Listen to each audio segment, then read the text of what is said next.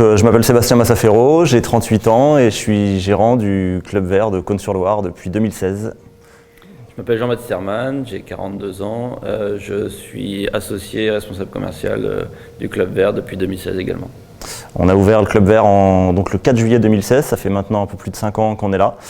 On est content d'être en centre-ville, c'est ce qu'on avait souhaité faire au départ, de pouvoir revitaliser un petit peu le centre-ville de Cosne-sur-Loire. Un club qui mixe cours collectif et activités musculation, cardio.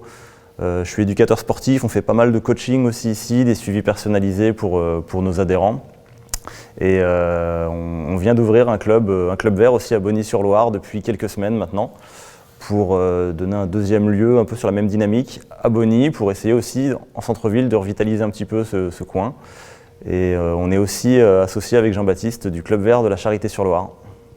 Donc on est une salle de fitness ouverte 7 jours sur 7, de 6h à 23h, avec effectivement un espace musculation cardio et des cours collectifs, avec des coachs également à disposition. Dès 6h le matin, vous pouvez être coaché et accompagné, soit par Sébastien ou d'autres coachs indépendants. On tourne avec 7 éducateurs sportifs, moi qui suis à plein temps et plusieurs qui sont soit indépendants, soit salariés de la société et qui du coup proposent autant des cours collectifs que des suivis particuliers, des coachings, toutes sortes d'activités. Ça va du pilates au cross-training, au renforcement musculaire, vraiment il y a de tout. Il y a de la rééducation, il y a vraiment de tout. D'ailleurs, un de nos premiers stagiaires ici en BPGEPS, donc en éducateur sportif, est maintenant notre associé à Bonny-sur-Loire. Donc depuis 2016, on l'a accompagné et maintenant il est gérant du club de Bonny. Donc on a ouvert en 2016, on avait monté le dossier avec l'ADEPCON dès le début, avec Claude Martin à l'époque, qui nous avait bien aidé à étudier le bassin de vie, parce qu'on n'est pas originaire de Cosne à la base. Et avec l'ADEB, on avait pu monter un dossier qu'on a pu présenter aussi à Initiative Nièvre, etc., afin d'avoir un financement et de réussir un excellent lancement quand on est arrivé.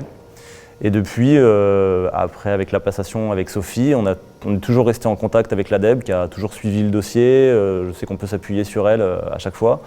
Et là, on a même pu avoir du coup un accompagnement pour traverser la crise sanitaire qui a été assez difficile pour les salles de sport, dont on fait partie. Donc ça nous a permis, pendant effectivement la période de fermeture, de réinvestir dans notre outil de travail, donc de l'amélioration sur l'esthétique et sur pas mal de choses également. Notamment, on a refait toute la devanture du club, c'est-à-dire on a refait entièrement la façade, une nouvelle enseigne beaucoup plus visible. On était sur un vieux bâtiment, on a refait tout l'intérieur et là on a pu s'occuper de l'extérieur et on a aussi pu réinvestir sur plusieurs machines de musculation cardio.